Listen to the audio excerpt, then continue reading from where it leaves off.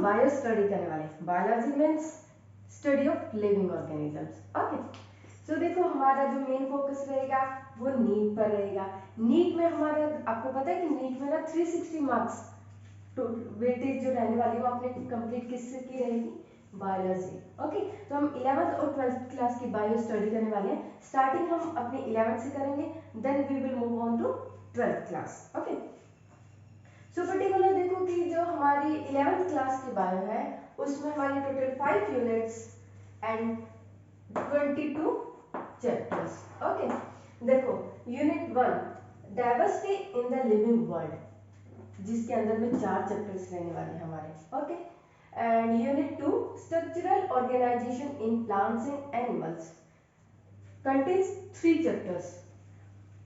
Now third unit 3 that is structure and functions, जिसमें 3 chapters रहने वाले हैं आपके।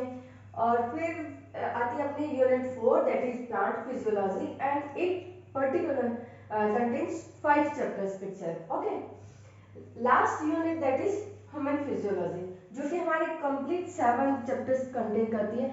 और आप देख रहे हो कि यहाँ पर 7 चैप्टर्स बहुत ज्यादा अमाउंट में है, तो आपकी हमारे टोटल 22 चैप्टर्स रहने वाले हैं इन 5 यूनिट्स में। और हम क्या करने वाले हैं कि कंप्लीट हम 11th की बायो करेंगे, उसके बाद हम साथ के साथ ही हम 12th की बायोलॉजी भी स्टार्ट करने वाले हैं। और हमारा जो बेसिस मेन मोटो रहेगा वो नीट पर रहेगा, और नीट के बेसिस पर ही हम डिस्क्रिप्शन बॉक्स में आपको एक गूगल फॉर्म प्रोवाइड करेंगे, जहां पर आपको कुछ PYQs होंगे on the basis of NEET PYQs। Okay, और हम देखने वाले हैं कि पर्टिकुलरली हमारी 5 यूनिट है और इनके भी फर्दर चैप्टर्स हैं। हर एक चैप्टर, पर्टिकुलर चैप्टर कितनी वेटेज रखते हैं हमारे नीट के एग्जाम में। तो देखो टोटल 360 मार्क्स हमारे नीट में आउट ऑफ 720 360 पर्टिकुलर हमारा बायोलॉजी कवर करता है। तो कहीं ना कहीं हमारा मेन जो फोकस रहने वाला है कंप्लीट बायो को स्टडी करना है, उसकी क्या कुछ है हर एक चीज को from plinth to paramount. Okay, हम जीरो लेवल से जाके स्क्रैच लेवल से हम ऊपर तक कंप्लीट बायो स्टडी करने वाले हैं। तो आपको क्या करना है कि आपने धीरे धीरे अपनी सारी स्टडीज करनी है, और खुद को सेल्फ असेस करने के लिए हम जो गूगल फॉर्म प्रोवाइड करेंगे, आपको डिस्क्रिप्शन बॉक्स में उसका लिंक दे दिया जाएगा।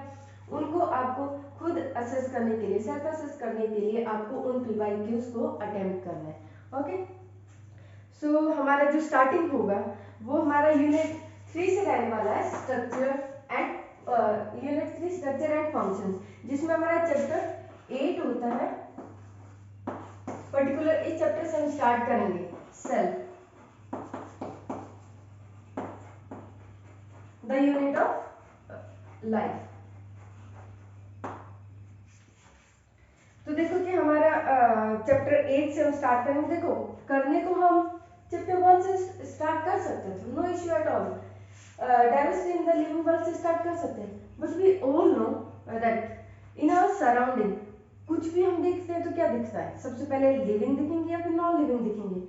तो अगर हमें सबसे पहले देखना ही है कि लिविंग है, ये यूनिसेलुलर है कि मल्टी सेलुलर है, किस तरीके से इनकी वर्किंग रहने वाली, क्या कुछ स्ट्रक्चर रहने वाले, क्योंकि cell particular is the fundamental structural unit, functional unit of life. तो जो कंप्लीट जितने भी ऑर्गेनिजम्स हैं, कंप्लीट हम जो देखेंगे 11th क्लास की बायो में, 12th क्लास की बायो में, हर एक ऑर्गेनिज्म हमारे सराउंडिंग में क्या है, उनकी जो बेसिक रिक्वायरमेंट क्या है, वो है सेल। इसलिए हम सारी चीजों को कवर करेंगे, but later on we will start from cell the unit of life. Okay, so further हम देखते जाएंगे कि सेल में इस चैप्टर से पर्टिकुलर कितनी वेटेज रहने वाली है हमारे नीट के एग्जाम में।